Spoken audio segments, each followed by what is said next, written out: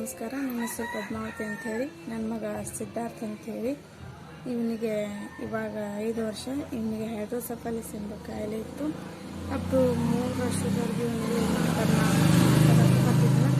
ಇವಾಗ ಎಲ್ಲ ಮಕ್ಕಳ ಥರನೂ ಹಾಡೋದು ಮಾತಾಡೋದು ಎಲ್ಲ ಮಾಡ್ತಾನೆ.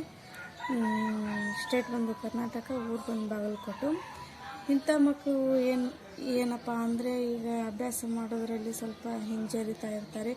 ಮತ್ತು ಅವರಿಗೆ ಹೇಳ್ಕೊಟ್ರು ತಿಳ್ಕೊಳ್ಳುವಂಥ ಶಕ್ತಿ ಅವರಲ್ಲಿರಲ್ಲ.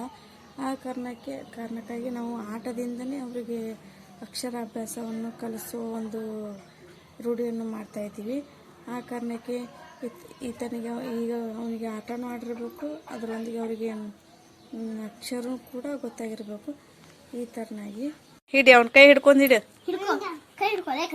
ತಡಿ ಒಂದು ಸೆಕೆಂಡ್. ಕೈ ಮೇಲೆ ಹತ್ರಿ, ಕೈ ತೆಗಿರಿ,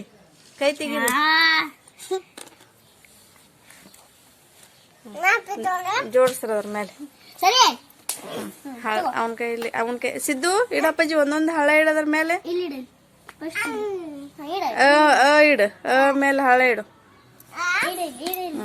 ಮುಂದ್ಸರಿ.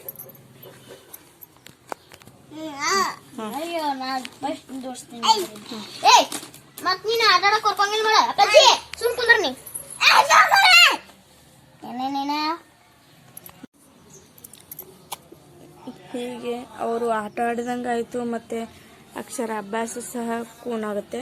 ಇವಾಗ ಅಪ್ಪಾಜಿ ಇದೇನಪ್ಪು? ಆ, ಇದು ಇದು ಆ.